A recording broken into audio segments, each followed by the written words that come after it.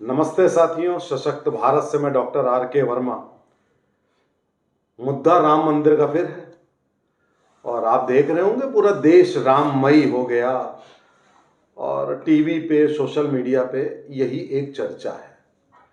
और बात तो मोदी जी ने बिल्कुल सही कही कि ये दूसरी दिवाली आ रही है और पहली दिवाली भी राम जी जब आए थे अयोध्या तभी मनी थी और ये भी दिवाली जब राम जी आ रहे हैं तभी मननी चाहिए।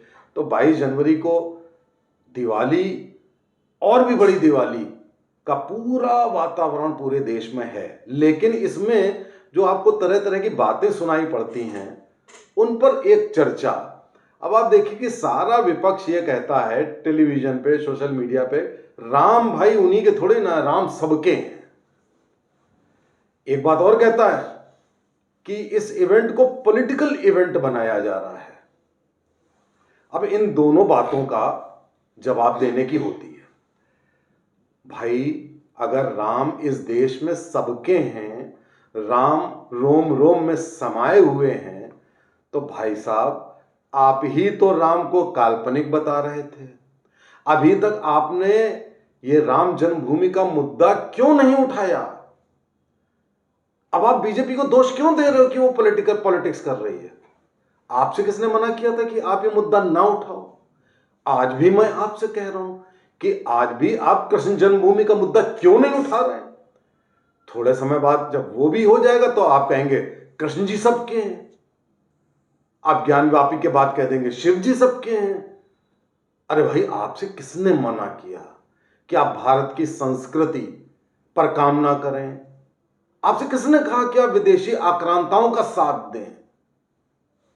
अब जब आप देख रहे हैं कि पूरे देश में एक लहर, एक तरंग है भगवान राम की, तो आपको लग रहा है यार मेरा नुकसान हो जाएगा। अब तो ये कहना है कि भाई राम सबके हैं। भाई साहब, आपके राम नहीं हैं। आपने वकीलों की फौज खड़ी करी थी, आपने कोर्ट में एफिडेविट दिया था कि वो जो साउथ में वो सब जो राम सेतु है वो भी काल्पनिक है।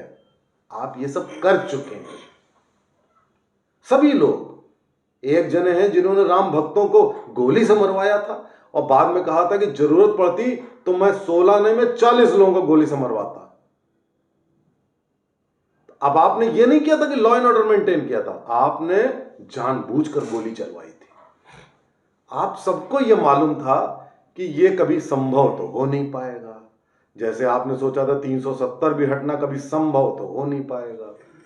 आप ये याद रखिए, जब राष्ट्रवादी सरकार होती है और मोदी जैसे लोग होते हैं, जो भी आप सोच रहे हैं असंभव, वो संभव होने जा रहा है निकट भविष्य में। तो इसलिए अभी भी अपनी रणनीति बदल करके देश से जुड़ जाइए। आप बीजेपी का विरोध करिए, मोदी जी का विरोध करिए, देश से तो जुड़िए। बाद में आप कहते हैं कि हमारे भी हैं, तो ऐसे झूठ से काम नहीं चलेगा। अब इसी समय देखिए, राहुल गांधी ने एक न्याय यात्रा शुरू करी है, शायद 14 जनवरी से मणिपुर से शुरू करेंगे। अब आप देखिए कि एक तरफ आप कह रहे हैं कि आपको न्योता मिलना चाहिए, आपको ये न्योते की तो कोई जरूरत होती नहीं है, मैं न्योते के फेवर में हूं ही नहीं।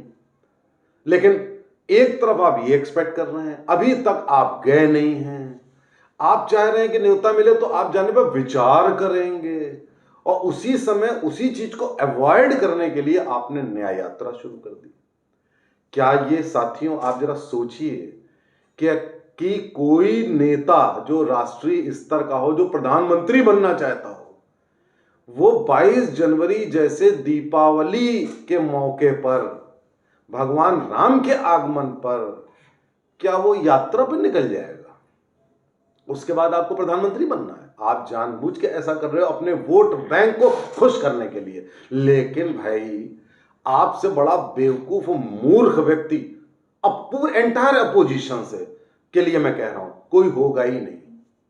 भारत में 3000 पॉलिटिकल पार्टीज हैं, 2999 पार्टियां तुष्टीकरण की नीति अपनाती हैं, देश विरोधी नीति अपनाती हैं, मुगल आक्रांताओं के साथ हैं, इस देश के साथ नहीं है, देशद्रोही हैं, मैं यहां तक कहूंगा। इंक्लूसिवनेस नहीं कहते, इंक्लूसिवनेस तो राम राज्य में होती है। राम राज्य इंक्लूसिव था, उसकी वजह से सारे लोग आए हैं इस देश में। ये लोग इंक्लूसिव अगर होते तो 57-58 मुगल देश डेमोक्रेटिक होते, मार मार के काट काट के माइनॉरिटीज को भगा दिया गया। इंक्लूसिवनेस तो कहिए ही नहीं, कोई और नहीं है इंक्लूसिव सिवाय राम राज्य के। और आप ये काम कर रहे हैं कि उसको अवॉइड करने के लिए, मीडिया अटेंशन को अवॉइड कर, आपसे बड़ा बेवकूफ कोई नहीं है। आप करोगे 60 दिन की यात्रा, आप कर रहे हो, कितने दिनों की यात्रा कर रहे हो, इलेक्शन ही डिक्लेयर हो जाएगा भैया फरवरी में, तब इलेक्शन डिक्लेयर हो जाएगा, तुम यात्रा करते रहना, ये सब होता रहेगा। तो मैं आप लोगों को इस वीडियो के माध्यम से यह बताना चाहता हूं कि ये जो विपक्ष है कितना हिपोक्रेट है, ढोंगी, जैसे ढोंगी लोग होते हैं कि एक तरफ कुछ कहना, एक तरफ भगवान राम की बात करना, एक तरफ यात्रा करना, एक तरफ उनको काल्पनिक कहना, एक तरफ। इतने कंफ्यूजन में आप अपने वोट बैंक को भी खुश नहीं कर पाओगे। कितना वोट बैंक है आपका? 20%। उनमें से कितने लोग आपको देंगे? 10-15%, 15% देंगे। सत्ता पा जाओगे क्या? वो दिन गए जब हिंदू डिवाइडेड रहता था, आप नहीं कर पाओगे। तो इसलिए आप इन ढोंगी लोगों को पहचानिए, इनको इस देश की राजनीति, क्या देश से ही विदा करिए तो बेहतर होगा। तभी राजनीति वो होनी चाहिए साथियों जो अपनी संस्कृति को बढ़ावा दे। विकास मुद्दा नहीं होता, संस्कृति मुद्दा होता है मुख्य, जो कि मोदी सरकार कर रही है। और जो संस्कृति विरोधी है वो तो फिर इस देश का है ही नहीं। सोचिएगा और सब्सक्राइब करिएगा। नमस्ते, जय हिंद।